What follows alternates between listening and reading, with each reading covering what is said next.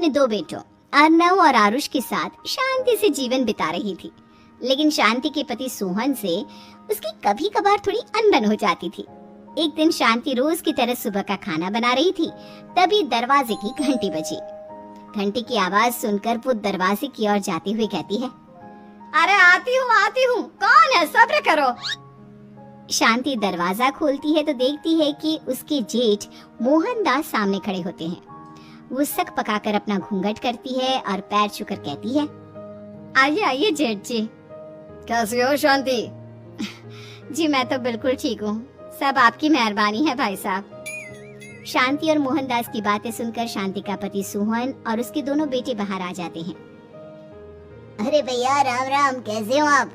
राम राम भाई। अरे शांति ऐसे खड़ी खड़ी क्या देख रही हो? चाय कॉफी कुछ लेकर आओ, भैया आए हैं।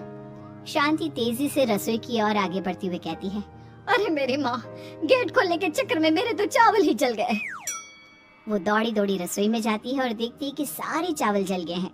वो दोबारा चावल बनाने में लग जाती है। इतने में सोहन आवाज लगाता है, अरे शांति, तुम्हारे चावल का रोना खत्म हो गया हो तो चाय ले आओ। जी लाती हूँ अभी। शांति जल्दी जल्दी चाय बनाती है और मोहनदास को चाय देती है। सब एक दूसरे की खैर खबर पूछते हुए चाय पीते हैं। चाय खत्म होती ही मोहनदास शांति की ओर देखते हुए मजाक में कहते हैं, शांति, अब तुम्हारी चाय में दम नहीं रहा, अब हमें चाय बनाने वाली बदलनी पड़ेगी। ये कैसे मुमकिन होगा जेठ जी?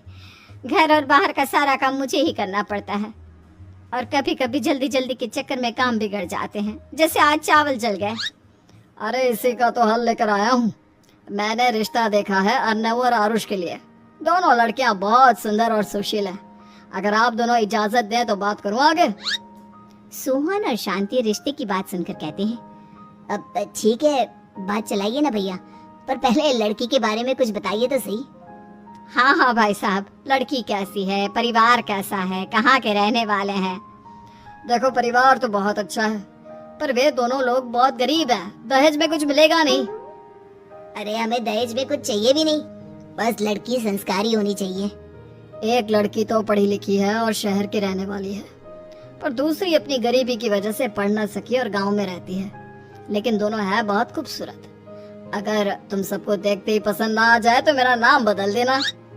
हाँ, पर तो हम आंखें मूंद कर भरोसा कर सकते हैं भैया। आप आगे बात चलाइए, हम शादी करने को तैयार हैं। कुछ ही दिन में अर्नव और आरुष की शादी हो जाती है।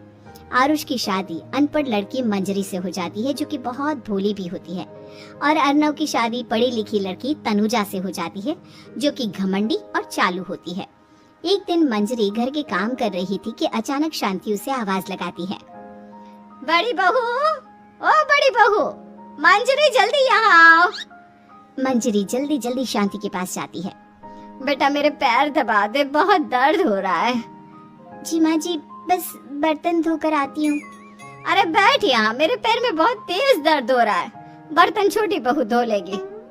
मंजरी शांति के पैर दबाने लगती है तो शांति तनुजा को आवाज लगाती है, छोटी बहू, और छोटी बहू।